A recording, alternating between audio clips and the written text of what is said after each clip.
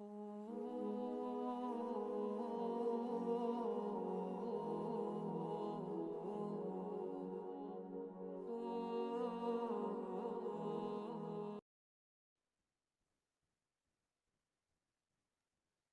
Start کریں آئزہ عمر آپ. Okay, میری آواز کلیئر ہے؟ یس الحمد للہ. جی سسٹر. اوکے، جزاک اللہ. تو ہم بات کر رہے تھے کلچر کی، کہ ہم لوگ کہاں پر جا رہے ہیں، مسلمانوں کو اللہ تعالیٰ نے کیا کرنے کا کہا تھا اور ہم کیا کر رہے ہیں. دراصل ہم بھٹکے ہوئے لوگوں کی بات کر رہے تھے نا. تو آج مسلمانوں کی حالت یہ ہے کہ ان پر وہ قوم ہنس رہی ہے جو کہ اللہ تعالیٰ کے غضب کا شکار ہے، جو کہ اللہ تعالیٰ کے غضب کا مستحق بنی ہوئی ہے. تو اب آپ بتائیں کہ اللہ تعالیٰ نے تو ہم سے کہا تھا یہ کام نہیں کرنے، اور ہم نے وہی کرنے شروع کر دیں. پھر ہم کس زبان سے کہتے ہیں کہ الحمدللہ ایاک نعبد و ایاک نستعین اہدنا الصراط المستقیم.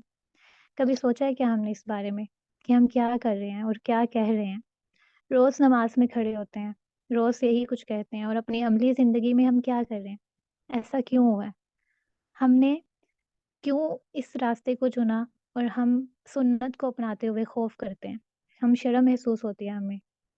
اور امت مسلمہ کو دراصل یہ روحانی طور پہ ایک بیماری لگ چکی ہوئی ہے. تو اس بیماری کو ختم کیسے کریں گے؟ اس کو ڈائگنوز کرنا ہوگا. آپ خود سوچیں، امت مسلمہ بیمار ہے کہ نہیں ہے؟ اس وقت صحت مند ہیں ہم یا مریض ہیں؟ مسلمان عزت والے ہیں یا روز بہ روز ذلت میں اضافہ ہو رہا ہے؟ کیا ایسا اس لیے ہے کہ مسلمانوں کی تعداد کم ہے؟ نہیں، مسلمانوں کی تعداد تو یہود سے بھی زیادہ ہے. پھر وجہ کیا ہے؟ دراصل ہمیں ڈائگنوز کرنا ہوگا. بیماری کی علامتیں پتہ ہوں گی، پھر ہی ہم علاج کر سکتے ہیں نا. تو سب سے پہلے ہمیں یہ دیکھنا ہے کہ کہاں سے مسئلہ آ رہا ہے. وجہ یہ ہے کہ ہم نے اپنی کتاب کو بند کر دیا، اپنی روٹ سے ہم لوگ کٹ گئے ہوئے ہیں، اپنی ہسٹری کو ہم نے بند کر دیا. انعمتا کے جو لائف سٹائل ہمیں بتایا گیا تھا ہم نے وہ چھوڑ دیا. قرآن ایک لائٹ ہے، سنت رسول صلی اللہ علیہ وسلم لائٹ ہے، صحابہ کرام کی زندگی ہمارے لیے لائٹ ہے. مسلمانوں کا جو شاندار ماضی تھا، جو ان کا دور گزرا ہے، وہ ہمارے لیے لائٹ تھا. ہم نے کیا کیا؟ ایک ایک کر کے ساری لائٹس کو ہم نے آف کر دیا. پھر ہم اندھیرے میں آ گئے. جب اندھیرا ہو گیا پھر ہمیں روشنی چاہیے تھی. ہم نئی روشنیوں کی تلاش میں نکل کھڑے ہوئے اور مادی روشنیوں کے پیچھے چل پڑے. اپنا سب کچھ تو کھو گیا تھا نا ہمارا. تو پھر ہم نے غیروں سے ادھار لینا شروع کر دیا. اور جب اپنا راستہ گم ہو جاتا ہے تو انسان کیا کرتا ہے؟ یعنی کہ میں آپ کو ایک مثال دیتی ہوں. آپ کہیں جا رہے ہیں اور آپ بالکل ٹھیک چل رہے تھے، اور پھر آگے جا کے آپ کا راستہ جو تھا وہ گم ہو گیا. آپ راستے سے بھٹک گئے. اب آپ وہاں کھڑے ہیں. اب جو کوئی بھی آئے گا آپ اس سے پوچھیں گے راستہ، وہ آپ کو جس طرف بتائے گا آپ اسی طرف جائیں گے. تو اسی طرح مسلمانوں کے ساتھ بھی ہوا. جب انہوں نے اپنا صحیح راستہ چھوڑ دیا، اپنے سلف صالحین کو، اپنے انبیاء کو، اپنے صحابہ کو، ہر چیز کو جب انہوں نے چھوڑ دیا، پھر اس کو جدھر کی راہ ملی جس کو، وہ ادھر کو ہی چل پڑا. تو پھر اس سے کیا ہوتا ہے کہ جو خود بھٹکے ہوئے لوگ ہیں ان سے راستہ پوچھ کے ہم جنت کی طرف چلے جائیں گے. یعنی کہ بھٹکنے والوں کے پیچھے چل کر ہم جنت کے طلبگار ہیں. یہ ہماری خوش فہمی نہیں ہے. اپنے دل میں جھانکیں، خود میں ٹٹولیں، اپنے آپ سے سوال کریں، کیا ہمیں جتنی محنت ہم نے ویسٹرن کلچر سے کی، جتنی محبت ہم نے ویسٹرن کلچر سے کی ہے، اتنی نبی صلی اللہ علیہ وسلم کی سنتوں سے ہے ہمیں؟ یہ جواب آپ نے خود کو دینا ہے. جتنا ہم ان سے مرعوب ہیں، جتنی ہم ان سے امپریس ہیں، جتنا ان سے دبے جا رہے ہیں، ان کے کلچر کے پیچھے ہم مرے جا رہے ہیں، جتنی محنت کرتے ہیں ان کو جاننے کے لیے، ان کو پڑھنے کے لیے، کیا اتنی کبھی ہم نے دوسری طرف محنت کی ہے اپنی اسلام کو جاننے میں؟ کیونکہ جب تک کسی سے محبت نہیں ہوتی ہم اس کو جانتے نہیں ہیں، یعنی اس کو اپنانے کی کوشش نہیں کرتے. ہم کسی چیز سے کب محبت کرتے ہیں؟ جب ہمیں اس میں دلچسپی ہوتی ہے. مطلب آپ مجھے نہیں جانتے، میں آپ کو نہیں جانتی، ہمارے درمیان محبت کیسے ہو سکتی ہے؟ کیا جانے بغیر اٹیچمنٹ ہو سکتی ہے؟ کہ آپ نے کسی کو دیکھا نہیں، کسی کو جاننا نہیں، اس کے بارے میں پڑھا نہیں، لیکن آپ کو اس سے محبت ہو گئی. تو پھر اس کتاب کو جانے بغیر اس سے محبت کا دعویٰ کرنا جھوٹا نہیں ہوگا، خیالی نہیں ہوگا. آپ صلی اللہ علیہ وسلم کی زندگی کو جانے بغیر، ان کی معرفت کو جانے بغیر محبت کا دعویٰ کرنا تو محض باتیں ہیں۔ صحابہ کی زندگی کا پتہ ہی نہیں ہے تو ان سے محبت کیسے ہوگی؟ تو ہماری سب سے بڑی مشکل کہاں ہے؟ ہم اندھیرے میں ہیں، اور جب اندھیرا ہوتا ہے تو پتہ ہی نہیں چلتا کیا صحیح ہے، کیا غلط ہے، اچھا کیا ہے، برا کیا ہے، فائدہ مند کیا ہے، نقصان مند کیا ہے۔ اسلام کی حقیقی روح ہمیں کیوں نہیں ملی؟ یہ علم ہم سے دور کیوں ہو گیا؟ جو اپنے آپ کو اسلامی کہتے ہیں لوگ ان سے منہ پھیر لیتے ہیں، ان کو چھوڑ کے چلے جاتے ہیں۔ ایسا کیوں ہے؟ کیا واقعی اسلام مریض ہے، مریل ہے، بیمار ہے، کمزور ہے؟ ہمیں مشکل کہاں پہ آخر؟ اسلام کا نمونہ خوبصورت نظر کیوں نہیں آتا؟ اللہ تعالیٰ کا بنایا ہوا آسمان تو اتنا خوبصورت ہے، سمندر تو اتنا خوبصورت ہے، پہاڑ تو اتنی خوبصورت ہے، اور یہ چاند، سورج، ستارے کس قدر خوبصورت ہے ہر چیز۔ جب اللہ تعالیٰ کی بنائی ہر چیز اتنی پیاری ہے تو اسلام پر عمل کرنے والوں میں خوبصورتی کیوں نہیں نظر آتی؟ ان سے لوگ ڈرتے کیوں ہیں؟ ان سے بھاگتے کیوں ہیں؟ کیونکہ اسلام کا عملی نمونہ سامنے نہیں ہے۔ اسلام کے نام کو بدنام کیا گیا، اس کے نام پر جو نمونے قائم کیے گئے ہیں ان میں مشکل ہے، میرے اور آپ میں مشکل ہے۔ ہمیں نہیں پتا کہ ہم نے اسلام کو فالو کیسے کرنا ہے، اپنانا کیسے ہے۔ جب تک عمل نہیں کریں گے، جب تک اخلاق نہیں اچھا ہوگا ہمارا، جب تک ہمارا لائف سٹائل اسلام کے مطابق نہیں ہوگا، تو لوگوں کو اسلام سے محبت کیسے ہوگی؟ تو ہمیں صرف باتیں نہیں کرنی ہے، عمل بھی کرنا ہے۔ ہم تو بندوں کے بھی پسندیدہ نہیں ہیں، تو پھر اللہ تعالیٰ کو ہم کیسے پسند ہوں گے؟ انسان تو پھر انسان ہے نا، معمولی سی سوچ ہوتی ہے انسان کی، تو وہ تو صرف باہر کو دیکھتا ہے۔ اور اگر ہم انسانوں کے لیے بھی خوبصورت نہیں رہے تو خالق کی کائنات کے جو اتنا خوبصورت ہے، جو باہر سے نہیں اندر سے بھی دیکھ رہا ہے، وہاں پھر ہمارا مقام کیا ہوگا؟ کبھی فکر ہوئی ہے کہ اللہ تعالیٰ کی نظر میں ہمارا کیا مقام ہے؟ ہم نماز تو پڑھتے ہیں، بڑی زیادہ نمازیں پڑھتے ہیں، تہجد بھی پڑھتے ہیں، مگر دل میں ایک چیز آنا شروع ہو جاتی ہے ساتھ ہی کہ ہم بڑے نیک ہیں، آنا خیر من ہوں، میں اس سے بہتر ہوں۔ اور دراصل یہ سرکشی ہے، تکبر ہے۔ قرآن کا پہلا لفظ ہی الحمد کیوں ہے؟ یعنی کہ شکر کیوں ہے؟ یہی تو چیز ہے جو ہمیں پیدا کرنے کی ضرورت ہے اپنے اندر۔ اگر اسی کا نام تو عبادت ہے، اگر کوئی ہماری تعریف کر رہا ہے تو ہم نے کیا لگایا تھا؟ ہم نے تو کچھ بھی نہیں لگایا، توفیق تو اللہ ہی نے دی نا، جس نے دیا تعریف تو اصل میں اسی کی ہے۔ تو پھر ہم اپنے آپ کو کیوں بڑا سمجھنے لگ جاتے ہیں؟ اس صورت کو پڑھتے ہوئے آپ نے اپنا تعلق اللہ سبحانہ و تعالیٰ کے ساتھ مضبوط کرنا ہے۔ آپ نے اللہ تعالیٰ سے باتیں کرنی ہے کہ اگر سمجھ کر انسان بولے گا تو کیا اس کو سمجھ نہیں آئے گی؟ ایک دن میں ہم کتنی نمازیں پڑھتے ہیں، اس میں کتنی بار ہم سورۃ فاتحہ پڑھتے ہیں، تو اگر ہم اس کو سمجھ لیں کہ آخر ہم اس میں بول کیا رہے ہیں، کیا کہہ رہے ہیں، تو کیا ہم اپنے آپ کو ڈیولپ نہیں کریں گے؟ سب سے پہلی چیز کہ ہمیں اپنے گناہوں کو دیکھنا کیسے ہے، جیسے صحابہ دیکھا کرتے تھے۔ اللہ تعالیٰ نے جب جنت بنائی تو جبرائیل علیہ السلام سے کہا کہ جاؤ جا کر جنت دیکھ کے آؤ۔ جب انہوں نے جنت دیکھی اور جہنم دیکھی تو کہا، اے اللہ جس بھی بندے نے جنت دیکھی وہ تو ضرور اس میں جائے گا، اور یہ اتنی خوبصورت ہے، اور جس نے جہنم دیکھ لی وہ تو اس سے لازمی بچے گا کہ وہ اتنی خوفناک ہے۔ تو اللہ تعالیٰ نے دوبارہ کہا کہ اب دیکھ کر آؤ، تو جنت کے گرد کچھ چیزوں کا بار لگا دیا اور جہنم کے گرد بھی۔ تو جہنم کو خواہشات سے گھیر لیا، جیسے کہ گناہ، عورت، پیسہ، خواہشات اور دنیا کی ہر وہ چیز جو ایک دنیا دار شخص کی خواہش ہوتی ہے۔ جنت کو مشکلات، صبر، آزمائشات سے گھیر لیا۔ فرمایا اب بتاؤ، تو جبرائیل کہنے لگے، یار اب تو تیرے خالص بندے ہی جنت کی طرف آئیں گے، اور جو کمزور بندے ہیں، جن کو جو شیطان کی باتوں میں آئیں گے، جن کو شیطان بھٹکا دے گا، وہ تو اس کو نہیں پا سکتے۔ تو گناہوں سے بچنا مشکل تو لگتا ہے، لیکن جو اس کی لذت محسوس کر لیتا ہے، اس کو بچنے کی جو لذت ہوتی ہے نا، گناہوں سے بچنے کی اور نیکیاں کرنے کی، جو شخص اس کو پا لیتا ہے وہ پھر سکون کو پا لیتا ہے۔ شروع میں بہت مشکل ہوتا ہے۔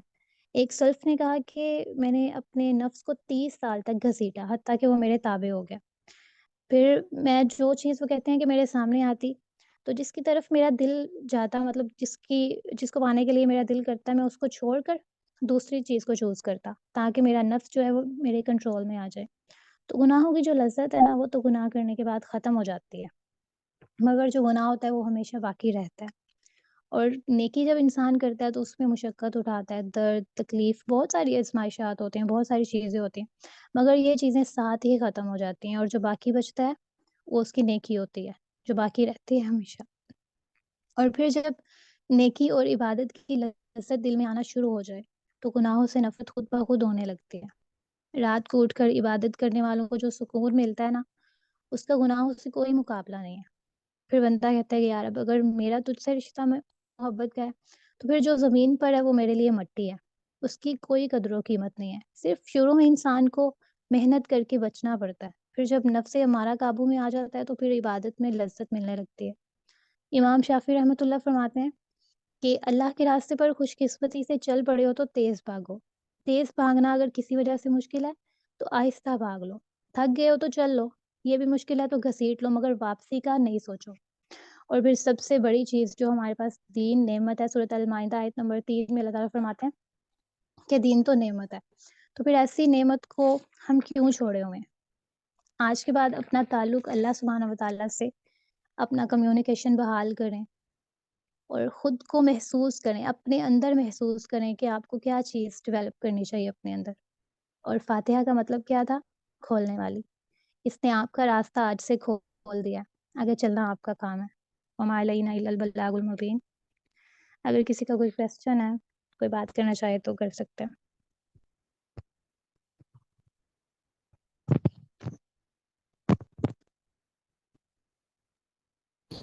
ہیلو السلام علیکم سسٹر. وعلیکم السلام۔ جی سسٹر میں یہ کہہ رہی تھی اگر تھوڑا لیکچر آپ دعا پہ دے دیتی آگے. جی جی، ہماری سیریز یہی ہے، ہم نے بس اسٹارٹ کا پہلا سیشن سورۃ فاتحہ پہ رکھا تھا، انشاءاللہ آگے ہم دعا کے بارے میں بتائیں گے۔ Okay sister, thank you. جزاک اللہ۔ کسی اور کا کوئی سوال ہے تو کر لیں پلیز۔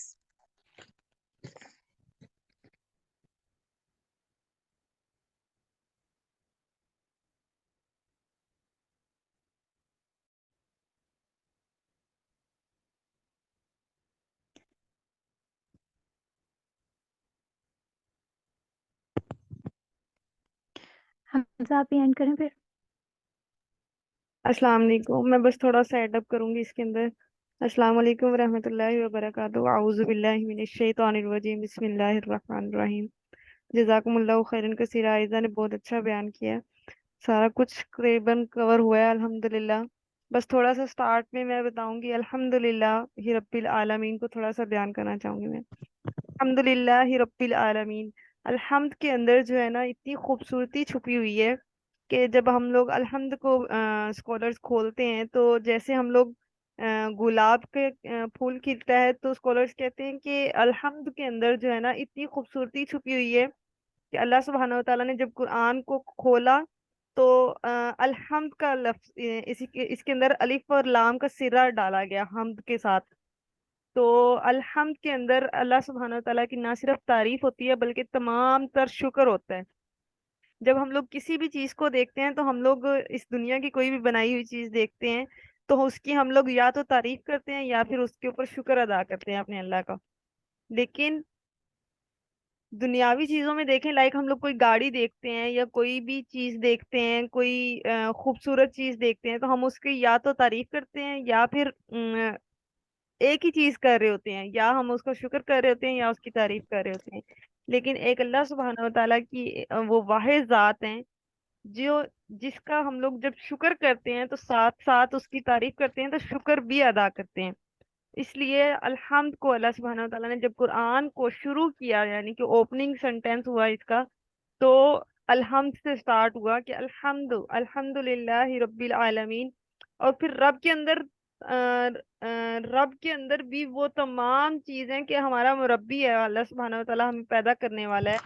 ہمیں جب ماں کے پیٹ میں رحم میں تھے ہم لوگ، تو اس وقت سے لے کر اس وقت تک وہ ہمیں قائم رکھے ہوئے ہیں۔ ایسی ذات ہے کہ وہ ہماری ہر ایک چیز کا حساب رکھے ہوئے ہے کہ ہمیں کس ٹائم پہ کس چیز کی ضرورت ہے۔ جیسے کہ مالی اپنے پودے کو پانی دیتا ہے تو وہ اپنے پورے باغ کی جو ہے وہ نگرانی کر رہا ہوتا ہے۔ اسی طرح اللہ سبحانہ و تعالی وہ واحد ذات ہیں جو کہ اپنے بندے کو اس طرح سے پروان چڑھا رہا ہوتا ہے کہ اس کے بندے کو کس ٹائم کس چیز کی ضرورت ہے وہ اللہ سبحانہ و تعالیٰ پرووائڈ کر رہے ہوتے ہیں۔ انسان کہتا ہے کہ مجھے یہ بھی مل جائے، مجھے یہ بھی مل جائے، مجھے یہ بھی مل جائے، لیکن اللہ سبحانہ و تعالیٰ وہ واحد ذات ہیں جس کو پتا ہوتا ہے کہ اس نے اس بندے کو اس ٹائم میں، اس سرکمسٹانسز میں اس چیز کو پرووائڈ کرنا ہے، اس چیز کو پرووائڈ نہیں کرنا۔ جیسے مالی کو پتا ہوتا ہے کہ یہ جڑی بوٹیاں جو اندر اگ آئی ہیں فصل کے اندر، ان کو میں اکھاڑوں گا تو میری فصل اچھی ہوگی۔ ہمارے اللہ سبحانہ و تعالیٰ ہماری چیزوں کو اس طرح سے کانٹ چھانٹ رہے ہوتے ہیں، اس طرح سے اسٹریم لائن کر رہے ہوتے ہیں کہ ہم لوگوں کو خود بھی پتہ نہیں ہوتا کہ اللہ سبحانہ و تعالیٰ ہمیں کہاں کہاں سے بچا کے اور کہاں کہاں سے ہمارے لیے ایز کریٹ کر رہے ہوتے ہیں۔ سو اللہ سبحانہ و تعالیٰ کی یہ وہ واحد ذات ہے جو کہ اتنی رحمان اور رحیم ہے، اتنا اس کے اندر محبت کا، رب کے اندر ایک ایسی محبت والی اور ہر قسم کی کیفیت ہے جو کہ ماں جس طرح بچے سے کو پیار کرتی ہے اور ہر طرح سے اس کا خیال رکھتی ہے، تو اللہ سبحانہ و تعالیٰ اس کو مطلب کہ ملٹی پلائی کر لیں، والدہ کی مدر کی جو محبت ہے اس کو ملٹی پلائی کر لیں، ملٹی پلائی جتنے مرضی کرتے جائیں، ان لمیٹیڈ، کوئی انفینٹ لیول پہ لے جائیں، تو اللہ سبحانہ و تعالیٰ اپنے بندے سے ایسی محبت کرتے ہیں، ایسی اس کے اوپر مہربان ہے کہ اللہ سبحانہ و تعالیٰ کی رحمت کا اور کوئی محبت کا کوئی لیول نہیں ہے۔ تو ہمیں خود نہیں پتا ہوتا کہ ہمارے اللہ سبحانہ و تعالیٰ ہمیں کہاں کہاں سے پروٹیکٹ کر رہے ہوتے ہیں، کہاں کہاں سے ہمارے لیے جو ہے نا وہ راستے بنا رہے ہوتے ہیں۔ سو یہ تھا میری طرف سے تھوڑا سا الحمد للہ رب العالمین پہ۔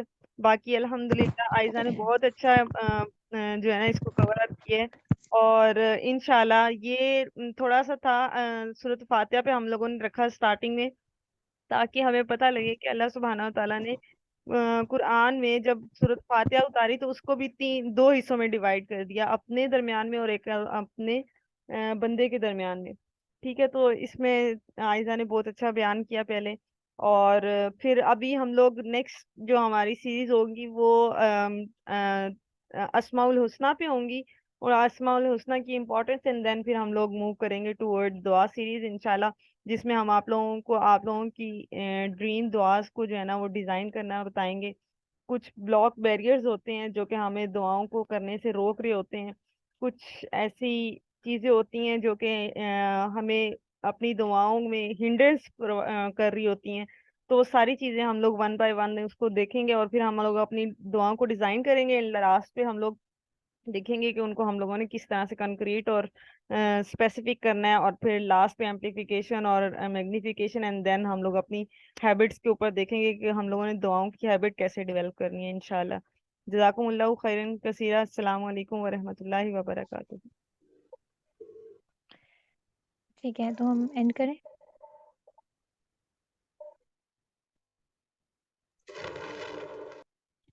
حفصہ آپ ہی اینڈ کر دیں؟ جی جی، ٹھیک ہے، مجلس ختم ہونے کی دعا پڑھ لیں۔ سبحانک اللہم و بحمدک، نشہد ان لا الہ الا انت، نستغفرک و نتوب الیک۔ السلام علیکم و رحمۃ اللہ وبرکاتہ۔ وعلیکم السلام ورحمۃ اللہ وبرکاتہ۔